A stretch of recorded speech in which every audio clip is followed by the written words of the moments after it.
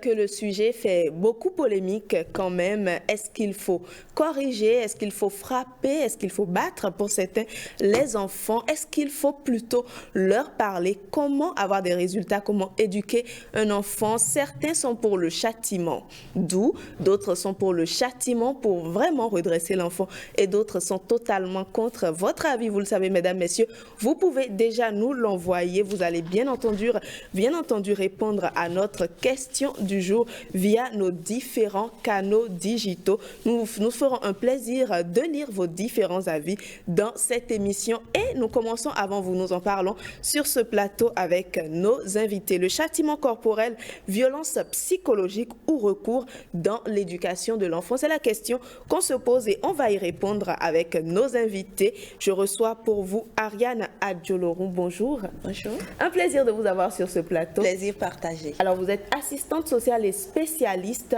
en genre. Vous avez certainement un avis très tranché, très important sur la question. Patrick, à vos côtés, bien entendu, comme je le dis souvent, mon compagnon de toujours, toujours dans le débat et sur toute l'émission. Merci, Patrick. Et en face, nous avons sollicité pour vous un juriste. Que dit la loi? Julio Tometti, bonjour. Bonjour. Merci d'avoir accepté notre invitation. C'est moi. Alors, je commence et nous serons rejoints bien évidemment par Eddy Kamikoto, qui est psychopédagogue et qui va se prononcer sur le sujet. Je commence par vous, Madame Adjoloron. Faut-il taper ou pas les enfants? On va droit au but. Il ne faut pas les taper. Il ne faut pas les taper. On n'a pas besoin de châtiment corporel avant d'obtenir des résultats satisfaisants en matière d'éducation. D'accord. Qu'est-ce qu'il faut faire? Parce que d'autres vous diront, nous, quand on était petits, c'est parce qu'on nous a tapés que nous sommes devenus ce que nous sommes. Voyez-vous, ce qu'il faut faire, c'est de privilégier la communication avec l'enfant. On le dit, ça paraît théorique, mais c'est la clé. Et c'est ce que faisaient nos ancêtres avant que la colonisation n'importe le châtiment corporel. Voyez-vous, c'est vrai qu'aujourd'hui, la vie est de plus en plus dure et qu'on a de moins en moins de temps à consacrer, à se poser, bavarder avec l'enfant et tout. Mais il faut absolument le faire et justement adapter la taille de sa famille aux défis d'aujourd'hui. Le stress, papa qui travaille, maman qui travaille, tout le monde qui court dans tous les sens. Il faut absolument privilégier la communication avec l'enfant. Pourquoi? Parce que, entre autres, les bêtises que font les enfants, d'abord, les enfants, c'est fait pour faire des bêtises, c'est fait pour faire des casses, c'est fait pour casser les verres, pour envoyer le ballon dans les vitres d'à côté, pour aller cueillir les mangues du voisin. Un enfant, c'est son droit, je vais dire, c'est même son devoir. Un enfant qui n'est pas turbulent n'est pas un enfant heureux. Donc, les bêtises des enfants, c'est fait pour être fait. Et à un moment donné, tout naturellement, les bêtises vont s'estomper. Il faut aussi comprendre qu'un enfant qui est négligé, qui n'a pas assez de chaleur de son père, de sa mère, qui estime que le temps qu'il passe à la maison en famille, il n'en a pas assez, il va multiplier les bêtises. Et au lieu de l'écouter, on va multiplier les châtiments corporels. Et ça ne va rien régler en Alors réalité. qu'il faut peut-être discuter avec lui. Nous allons y revenir, Patrick. Je suis curieuse de connaître votre avis quand même. Je vous sais très gentil, mais je ne sais pas comment vous êtes avec vos enfants. Est-ce qu'il faut les châtier? Parce que je le répète, certaines personnes disent il y a des messages qui ne se font passer qu'à travers un châtiment. Même s'il ne faut pas battre l'enfant, il faut quand même le châtier. Quel est votre avis? Vous voyez, le non-châtiment, je suis contre. C'est bizarre. Bon. C'est bizarre parce que tout le monde dit que je suis gentil. Absolument. Très gentil, mais très gentil dans la mesure où ce qui doit être fait correctement. Quand ce n'est pas fait correctement, là, je me fâche. Et quand je me fâche, j'aimerais bien vous voir vous fâcher, Patrick, hein? Parce que vous ne vous fâchez jamais, en tout cas, pour ce que je sais. C'est pour dire que quand il n'y a pas de mouvement, de correction, quand il n'y a pas de mouvement coercitif, quand il n'y a pas quelque chose qui puisse donner la marque de la sévérité, l'enfant, naturellement, n'obéit pas d'un seul coup. Il faut qu'il sente une autorité. Et sentir l'autorité, pour moi, c'est pouvoir châtier quand il le faut.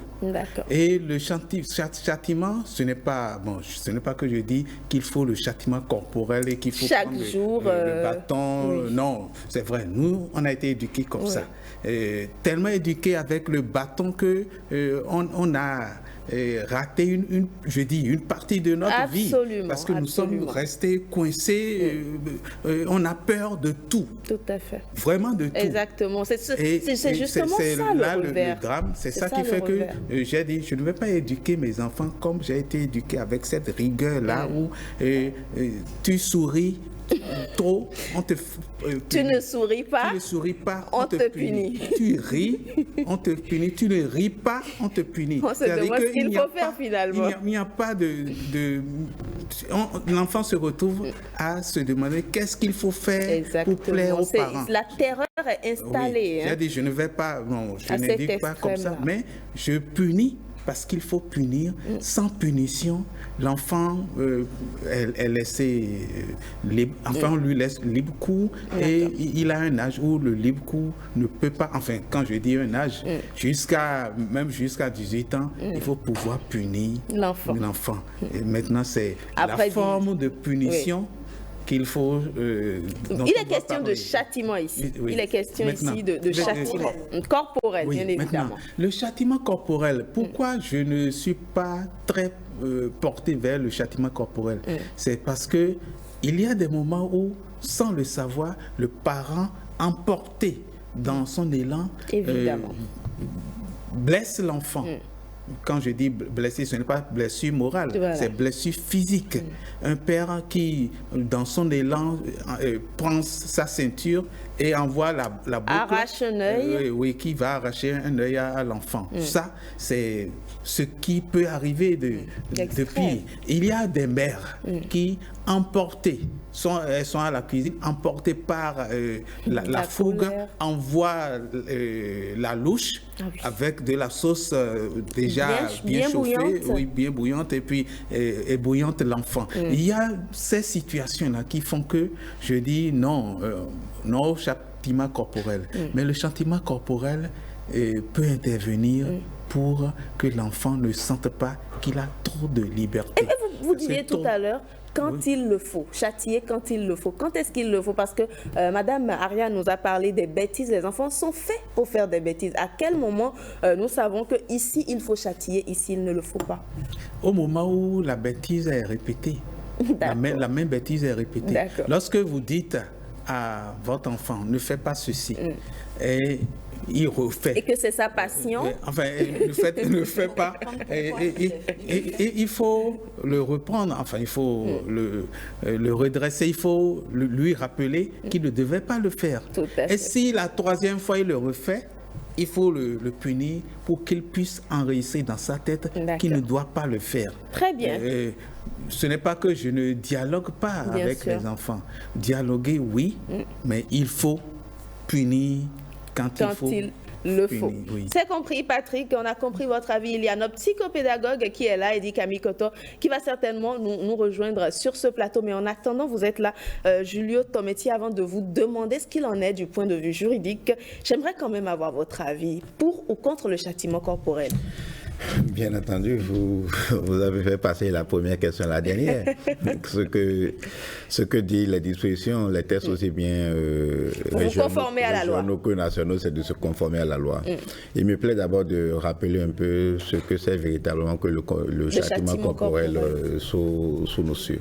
En fait, c'est à un moment donné, vous savez, les maisons sont devenues carrément comme des camps militaires.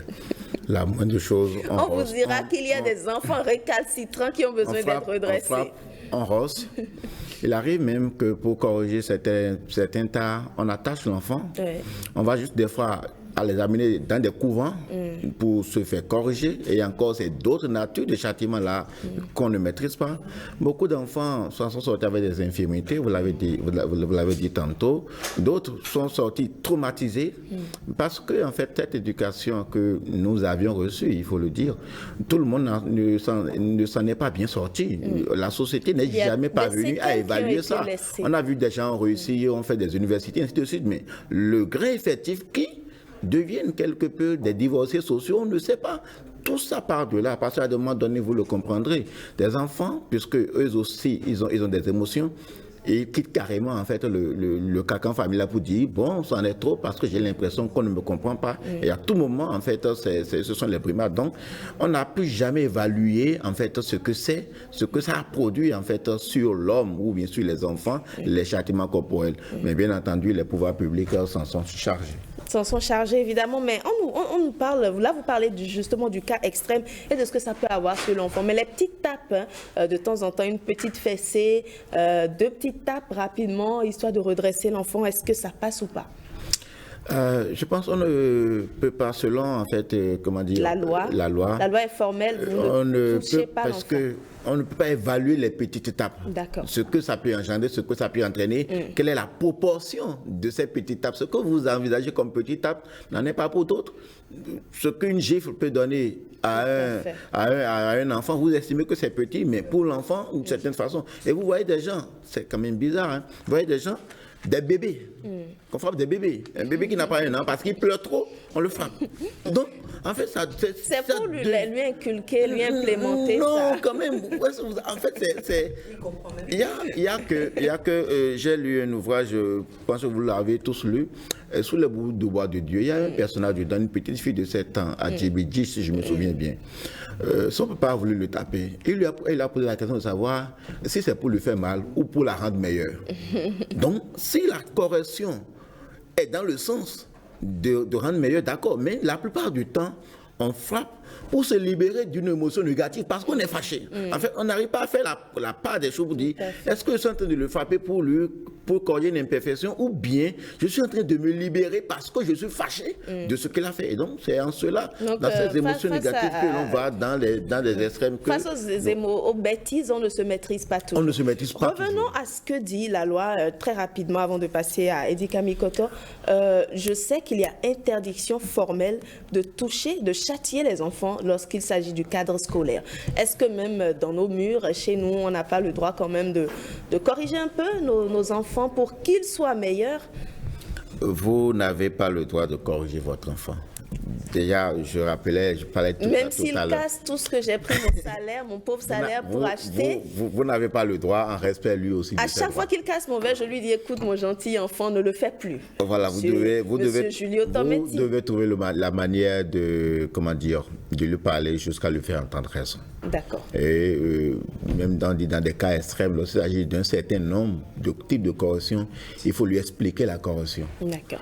Je parle d'abord en fait des instruments nationaux, c'est-à-dire de la Constitution, qui, à son article 8, dit que la personne humaine est sacrée et inviolable. Donc, l'inviolabilité à tout point de vue.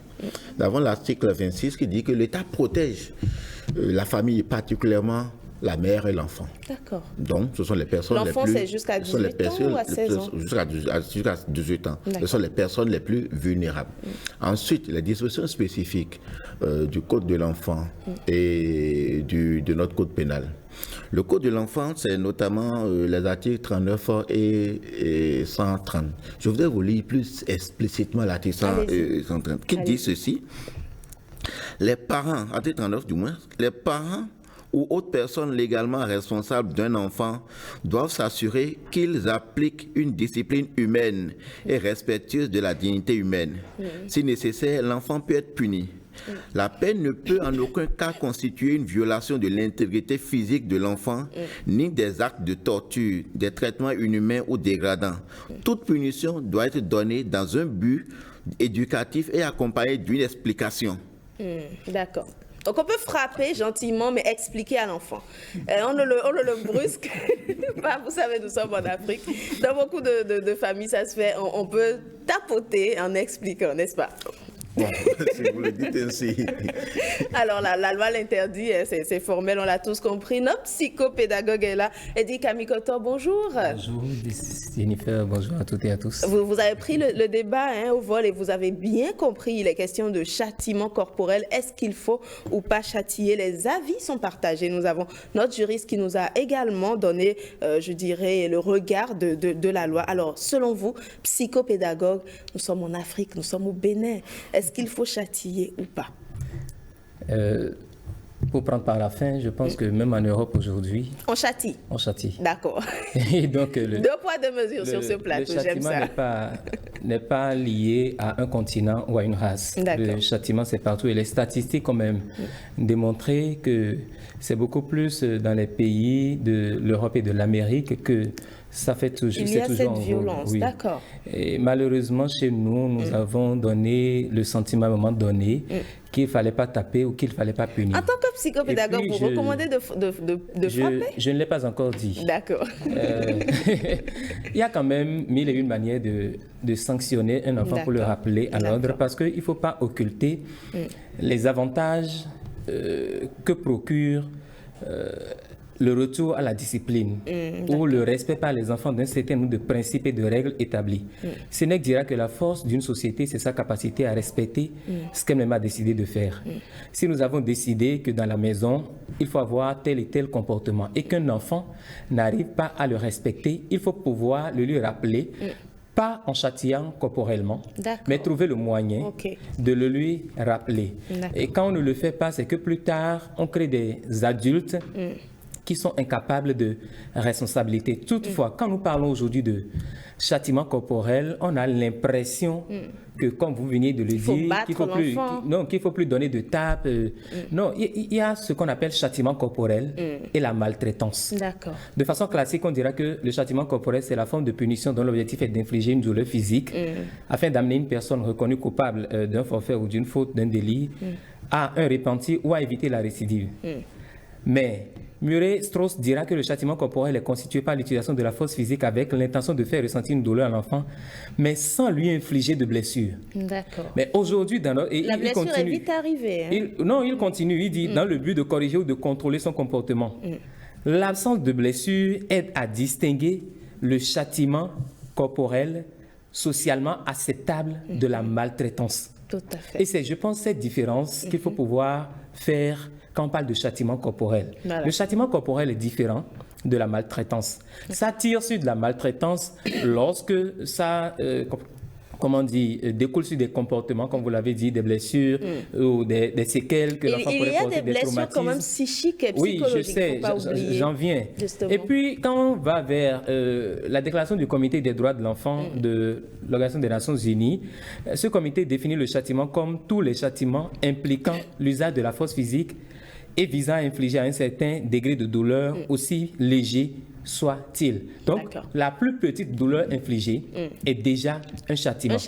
Mais à quel degré est-ce qu'on apprécie pour savoir si l'enfant a mal ou pas? On se demande. C'est là la grande interrogation. Et c'est justement pour ça qu'aujourd'hui, de plus en plus, tout le monde promeut la non-violence dans l'éducation des enfants. Je suis entièrement d'accord pour cela. Je pense que avant d'en arriver au châtiment corporel, c'est toute une étape ou des étapes à parcourir. D'accord. Quelles sont ces étapes rapidement? Oui, l'éducation, c'est d'abord... Est-ce qu'il faut prévenir 3 fois, 2 fois? Autant de fois que possible. Seulement, il faut avoir à l'esprit qu'il y a un Rubicon que l'enfant ne doit pas franchir. Et c'est pour ça que le parent doit commencer d'abord par l'éducation avec la parole. D'accord.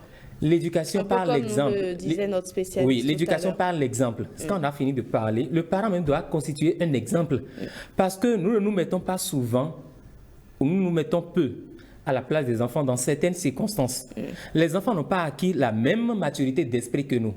Et puis Émile Durkheim dira que l'éducation, c'est l'action exercée par les générations adultes sur celles qui ne sont pas encore mieux pour la vie sociale. Donc, on considère que les enfants n'ont pas encore atteint un degré de maturité pouvant leur permettre de faire la différence entre le bon grain et l'ivraie. Donc, les parents doivent y aller par méthode. J'ai parlé de parole. Ensuite, l'exemple que le parent doit montrer. Et puis, les principes, il faut clairement les établir. Malheureusement, nous ne prenons pas le temps d'asseoir les principes. Et puis, on veut corriger. On dirait enfant, vaudounement rounoir. Pardon, vaudounement dossier rounoir.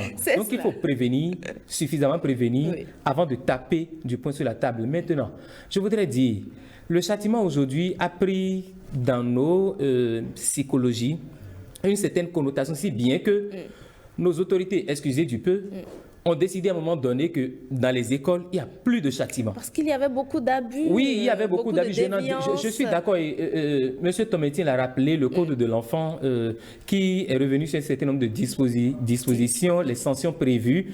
Mais même dans le règlement intérieur aujourd'hui, l'arrêté 156 qui prévoit les dispositions du règlement intérieur. Dans ce document, par exemple, au niveau du chapitre des sanctions, vous ne verrez nulle part où c'est mentionné même taper l'enfant ou lui donner un coup de bâton. Ça veut dire qu'à un moment donné, nous avons tous convenu de bannir ces moyens de coercition dans nos pratiques. Mais par quoi les a-t-on remplacés? C'est là la grande interrogation. Parce qu'aujourd'hui, tout le monde dit il ne faut plus taper.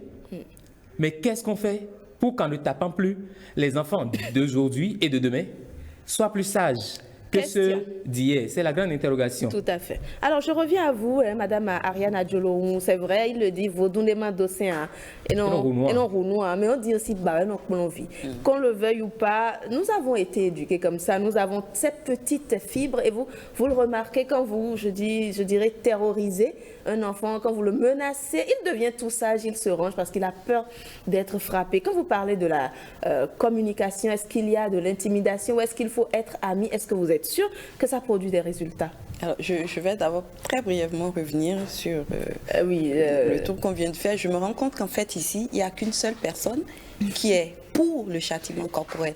Parce que même monsieur tout à l'heure en parlant, il parlait de punition, il parlait de discipline, il parlait de correction.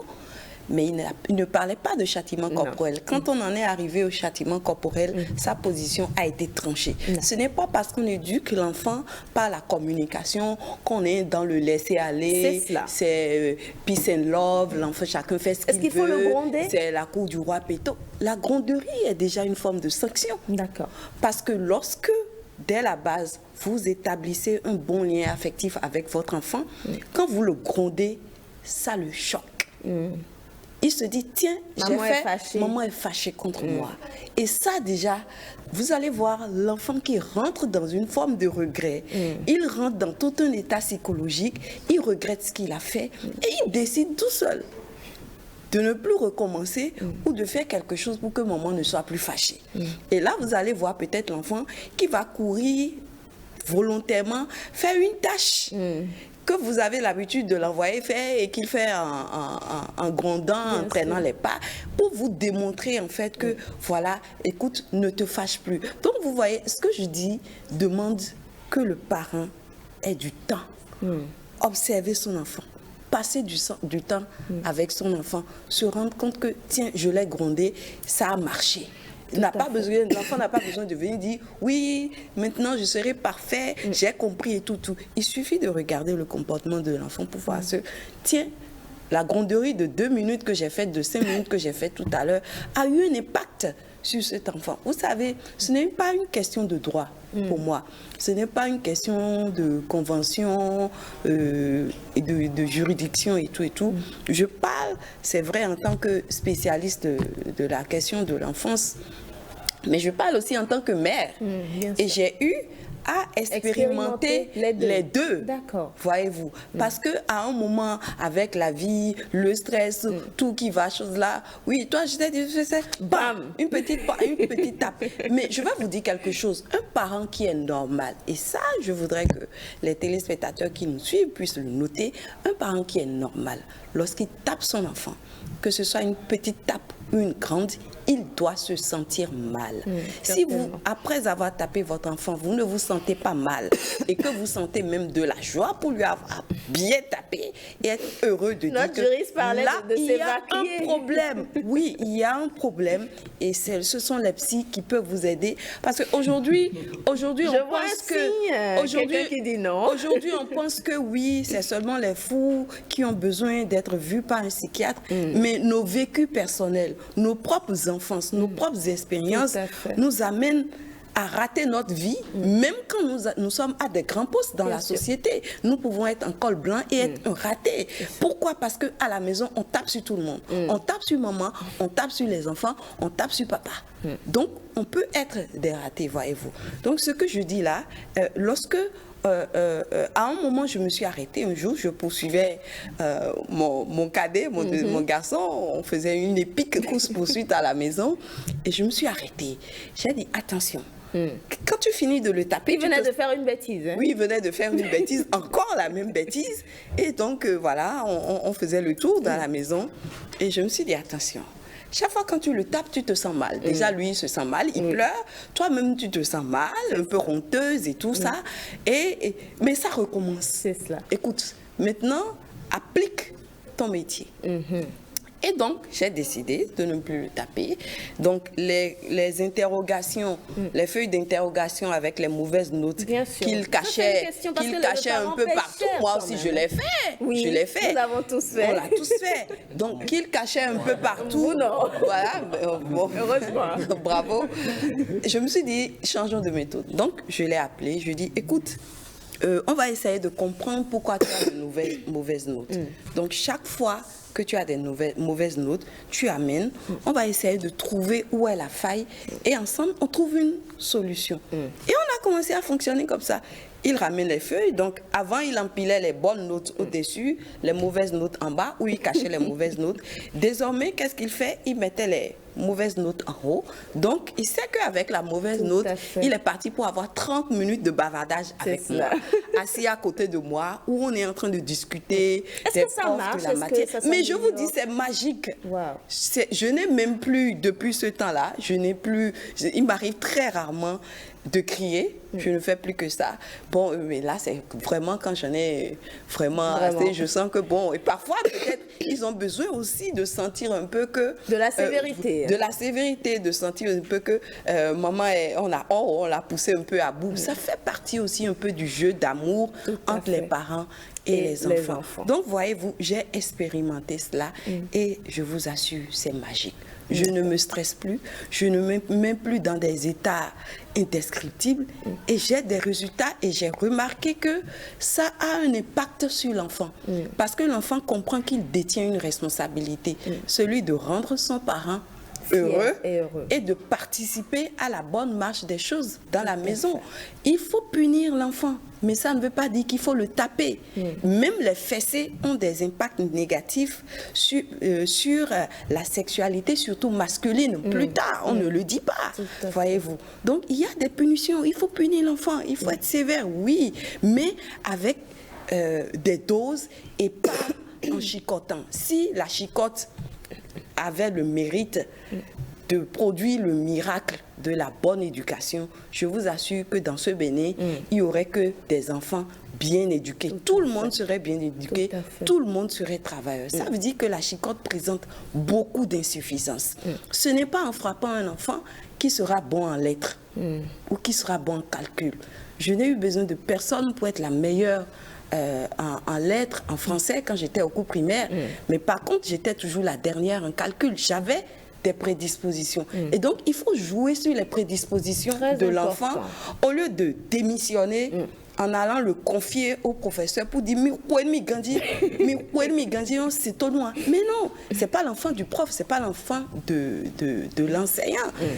Et le parent doit accompagner l'enseignant. Si l'enseignant ne peut pas taper, n'a pas non plus le temps de gronder 50 personnes, il faut que le parent devienne le partenaire de l'enseignant en allant de temps en temps à l'école, que l'enseignant lui dise, tiens, il paresse un peu, il peut faire mieux, il faut faire ceci, il faut faire cela. Le parent récupère son enfant, le ramène à la maison et ajoute avec la sévérité, avec la sanction, avec les sanctions positives et négatives, comme on dit. Donc franchement, je crois que c'est la paresse, le manque de temps et aussi le fait de ne pas savoir comment s'y prendre qui fait que beaucoup de parents préfèrent se réfugier dans la chicote. Communiquer avec son enfant, discuter avec son enfant, beaucoup de personnes ne savent pas le faire. Certains pensent que c'est quinclin, bleu-les-beaux, colotier. C'est pas ça. Justement, l'équilibre, comment on peut le trouver, Patrick? Notre spécialiste nous dit que le châtiment n'est pas forcément la solution. Même les fessées peuvent avoir des conséquences. Mais quand on gronde l'enfant, quand on le sanctionne, il se sent fautif et il a envie de réparer. Est-ce que tous les enfants sont aussi gentils pour se sentir fautifs? Qu'est-ce que vous pensez? Est-ce que vous pensez que c'est la meilleure méthode et que ça peut vraiment avoir un résultat sanctionné, avoir de l'impact sur l'enfant sans le toucher? Bon, on revient encore à l'idée de châtiment, enfin, ou de sanction. Quelle sanction appliquer à l'enfant? Tout à fait. Châtiment, on parlait de châtiment corporel. Je voulais un peu nuancer. Moi, je disais que j'ai subi ce châtiment, oui, tout au long de mon enfance. Pareil pour moi, en tout cas, on m'a châtié aussi. J'ai grandi dedans, dans le châtiment corporel.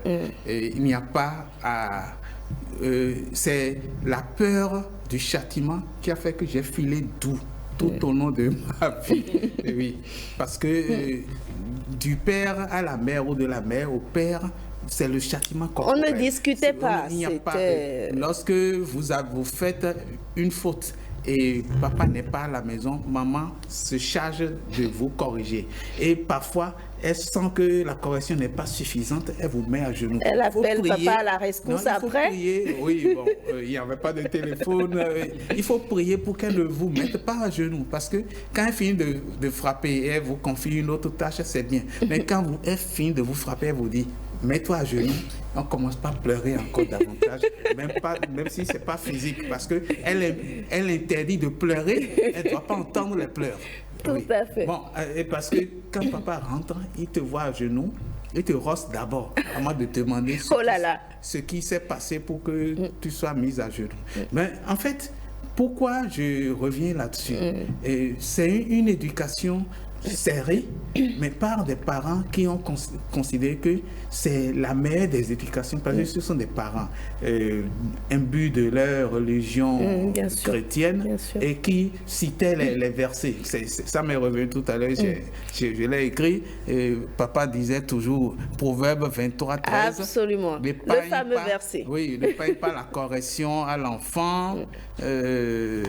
Oui, mais bon, je relis tranquillement. Allez-y. C'est mis, n'épargne pas la correction à l'enfant. Si tu le frappes de la verge, il ne mourra pas. En le frappant de la verge, tu délivres son âme du séjour des morts. D'accord. Voilà, est-ce que la verge peut être remplacée par la gronderie ou par une autre sanction? Ça, c'est l'Ancien Testament et le Nouveau Testament. Hébreux 12, 6 dit car le Seigneur châtie celui qu'il aime de la verge, d'accord? Et il frappe de la verge tous ceux qu'il reconnaît comme ses fils. Voilà, j'ai mal écrit et je relis mal. Absolument, donc voilà les versets bibliques. C'est pour ça que les parents, même chrétiens, pensaient qu'il fallait frapper. Et je dis, madame a dit tout à l'heure que si la correction, le châtiment corporel devait rectifier tout le monde serait... Parce que nous avons des cas sociaux quand même, un peu partout, qui ont été certainement corrigés. Certains ont subi le châtiment et sont restés droits dans leurs bottes. J'en suis là. Vous êtes le parfait exemple. Oui, mais pourquoi je ne suis pas engagé vers le châtiment? Je l'ai dit tout à l'heure, les accidents qui arrivent par le châtiment corporel. Mais remplacer le châtiment par quoi? Certains diront, mais l'enfant à genoux, je dis, c'est aussi comme un châtiment corporel.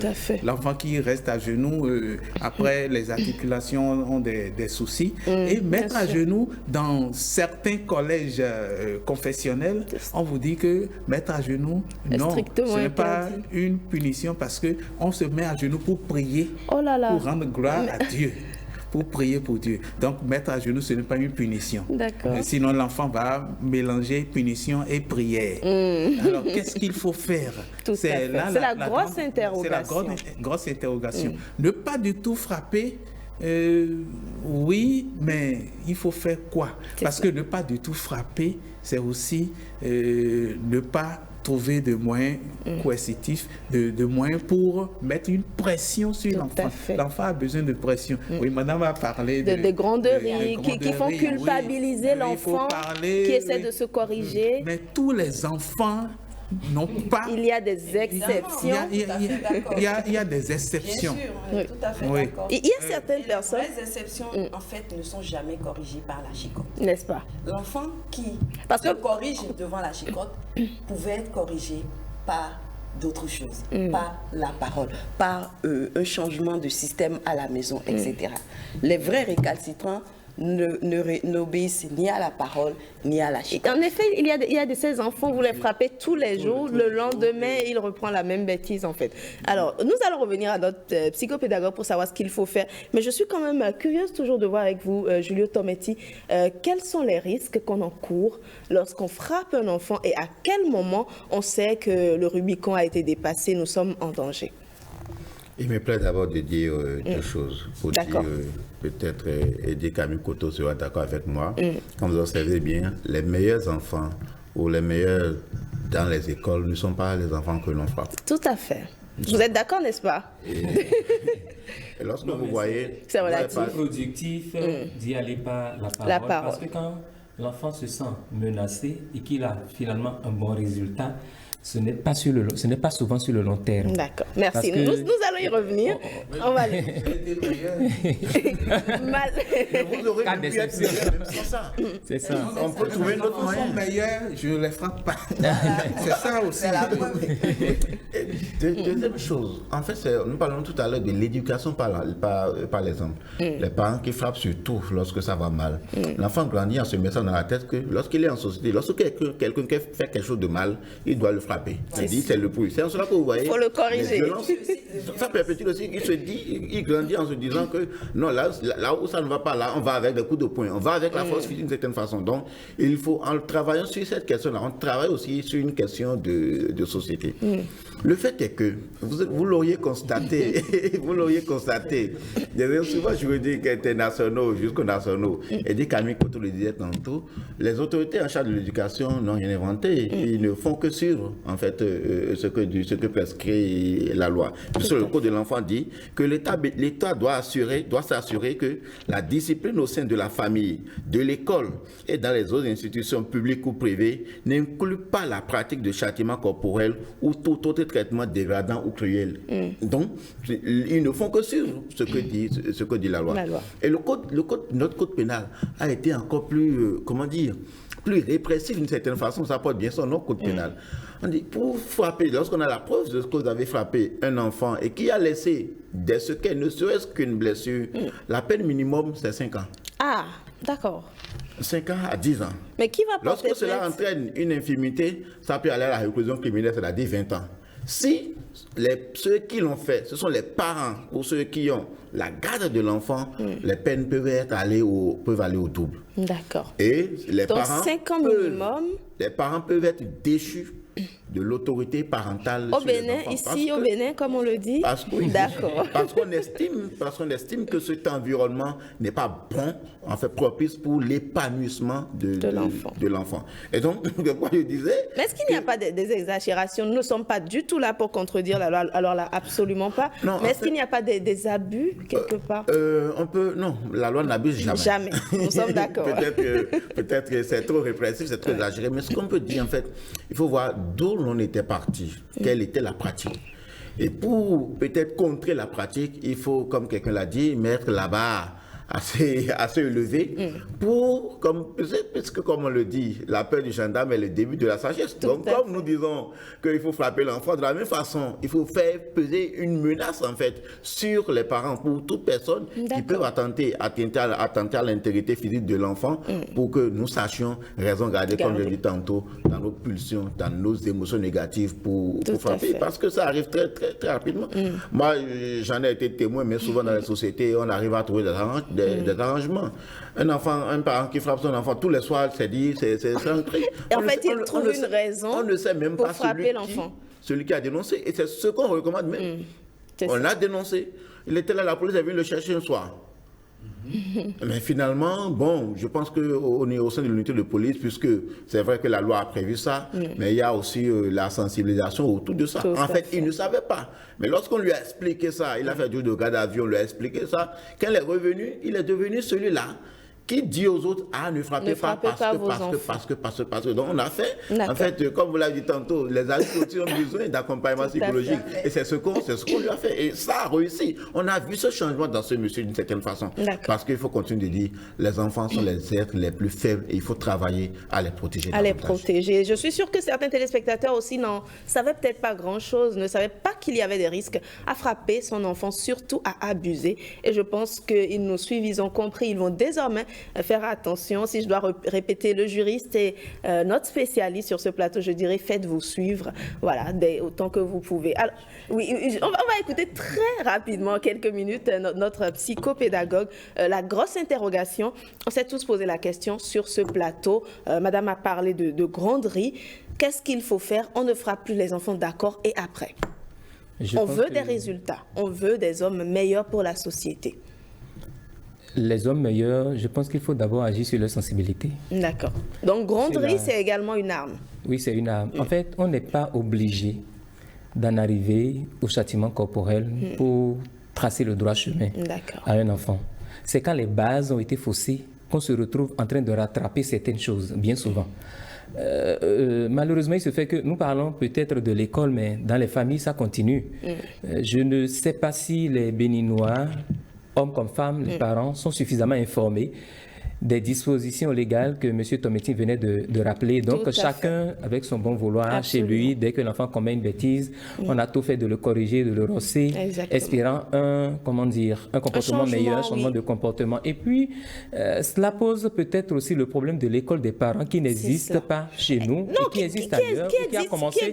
Non, ça a commencé. Oui, avec le ministère des Affaires sociales. Oui, pour ceux qui ne sont justement pas au courant, il y a cette école-là, je crois que l'expérience se fait à Abomey-Calavi. Donc, il faut se rapprocher, c'est très important, l'école des parents. Je pense que c'est une initiative à généraliser dans tout le pays, parce que les parents sont dans tous les recoins du pays. Absolument. Les gens tombent c'est un cri qu'on lance et je suis sûre que ça va se faire d'ici là. Parentalité sans s'y être préparé véritablement. Exactement. Parce que tout ce que madame venait de dire, si les parents le savaient, ou si les uns et les autres pouvaient le mettre en application, ça peut porter des fruits. Et puis, il y a quand même des avantages à sanctionner. Je ne parle pas forcément du châtiment.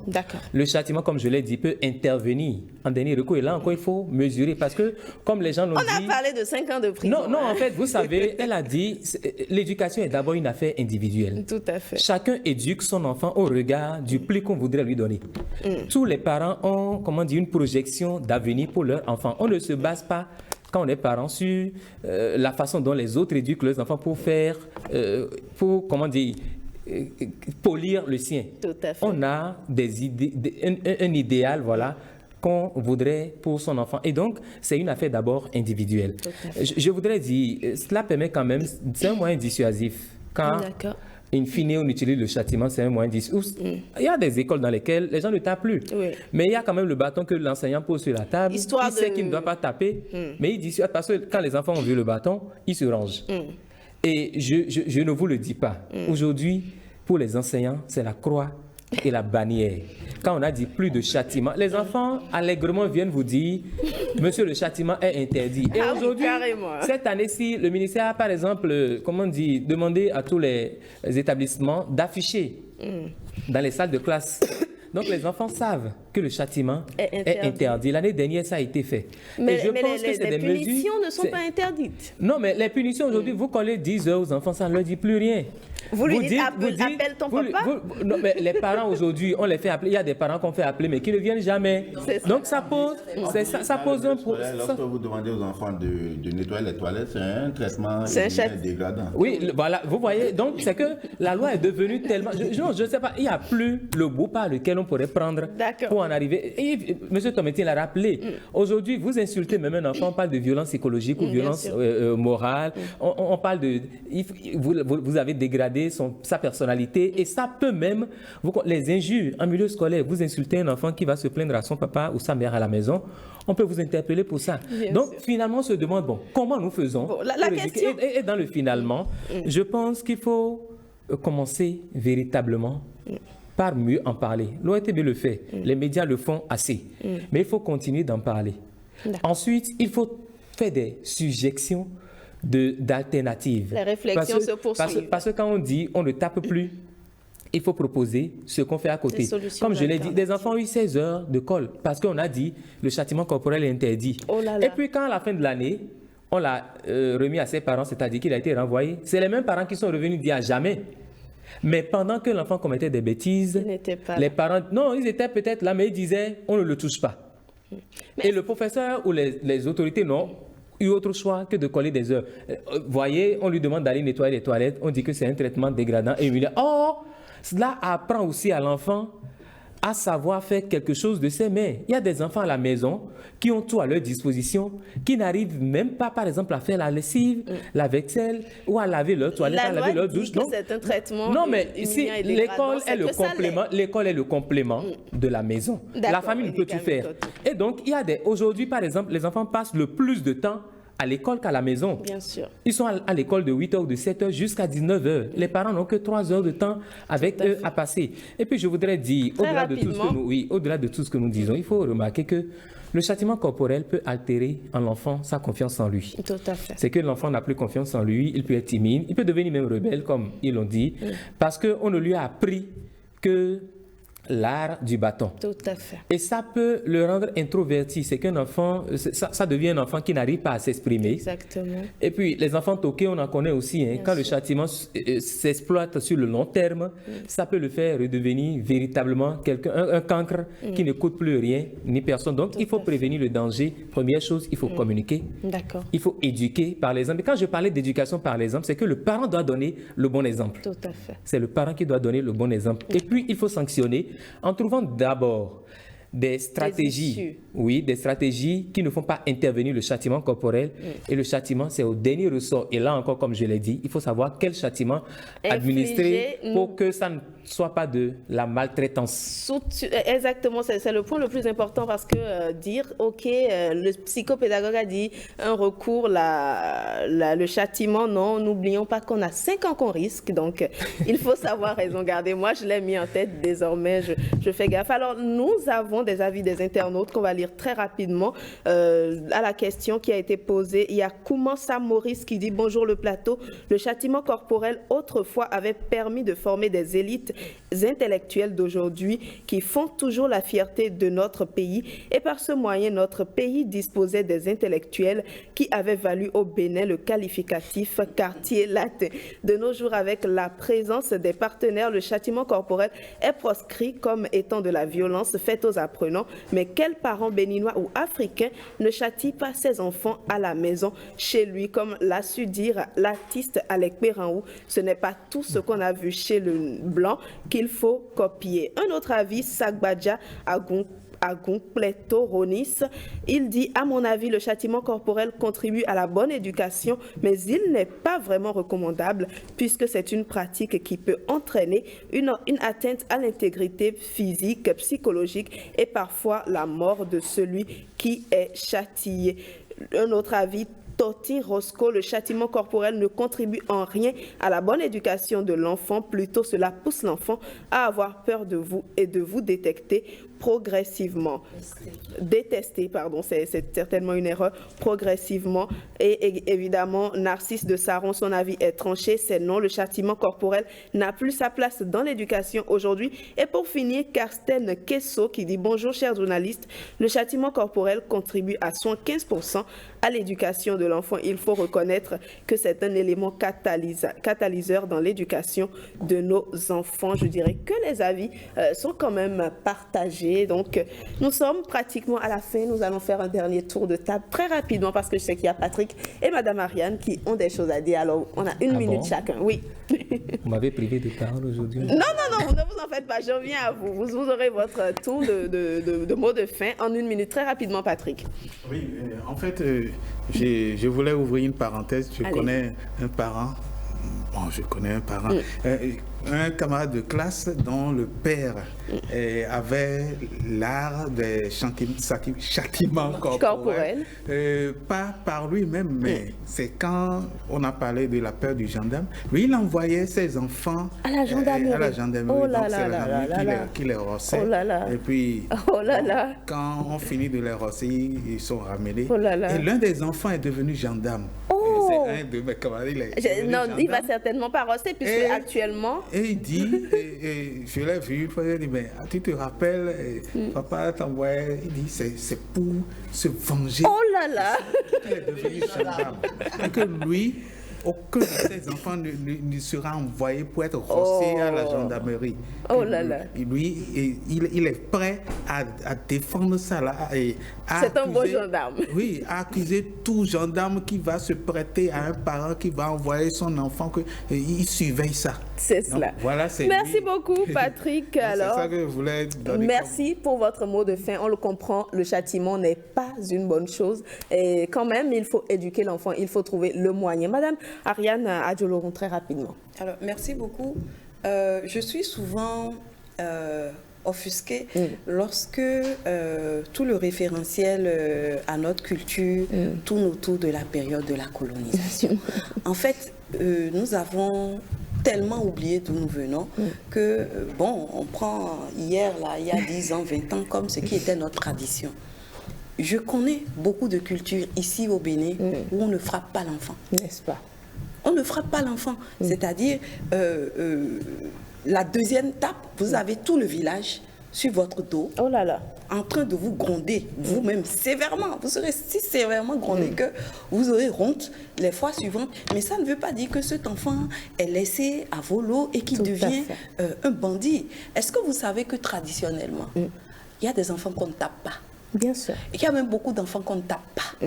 Vous allez peut-être, dans nos traditions, on va vous dire, écoutez, l'enfant qui va naître, il ne faut jamais le frapper. Est-ce à dire qu'il devient un taré? Non, il y a des enfants, on va vous dire, ne tapez jamais sur sa tête. Pourquoi?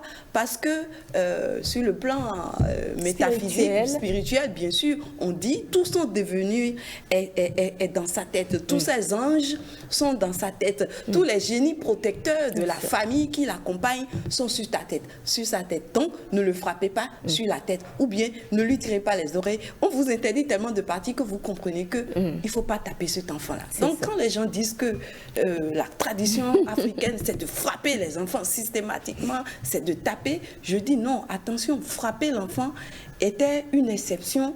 Je n'ai pas de preuves, mais je vais dire rare. Et c'est avec la colonisation, à mon sens, que le châtiment corporel a été normalisé. Pas d'abord sur les enfants, mais surtout sur des adultes. Le papa de la maison, le père de famille, on le chicote. C'est ça. Devant tout le monde. Il fait les travaux, il faut aller casser les cailloux, on le chicote. Et donc, quand il rentre, qu'est-ce qu'il fait? Il chicote aussi ceux qu'il a sous sa tutelle. Et c'est comme ça qu'on a développé le phénomène. Donc, on vous comprend. Et même cette Europe-là, on dit oui, c'est chez les Blancs ne tapent. Les Blancs frappaient. Au moment où ils sont arrivés nous coloniser ici, le châtiment corporel était très utilisé par l'Église catholique, puisque c'est elle qui était garante de l'éducation. Voilà.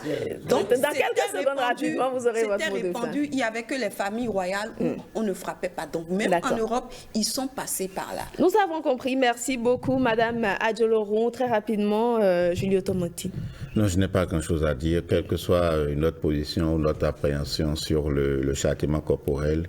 Il y a à se conformer simplement aux dispositions législatives pour ne pas se retrouver dans des situations compliquées. Je me rappelle du cas qui était évoqué tout à l'heure. Vous savez, des parents amenaient jusqu'à amener leurs enfants dans une unité de police pour se faire frapper pendant des jours. Donc, le soir menotté même. Donc, franchement, force doit rester à la loi. Donc, ne soyons pas en train d'éduquer nos enfants pour nous retrouver dans des derrière les barreaux.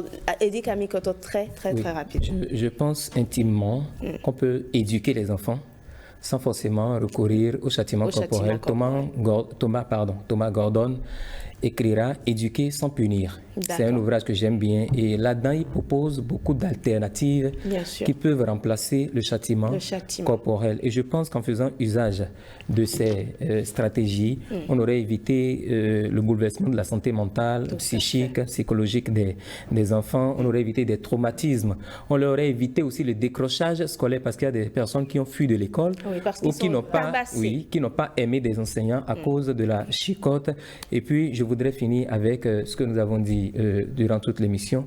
La peur du gendarme est le début de la sagesse. Donc, il faut qu'on trouve véritablement les voies et moyens pour éduquer nos enfants. Et puis, s'il vous plaît, aujourd'hui, l'école est en décrépitude avancée parce qu'on a dit qu'il ne faut plus taper. Mais quand on dit qu'il ne faut plus taper, quelle est la méthode qu'on propose pour que les enfants... de trouver la parce méthode que, non, pas aux enseignants, aux autorités. Parce que c'est l'autorité qui a pris la décision. En fait, si vous êtes enseignant, en étant enseignant 30 secondes, c'est là que vous vous rendez compte qu'il faut trouver des palliatifs, oui, pour...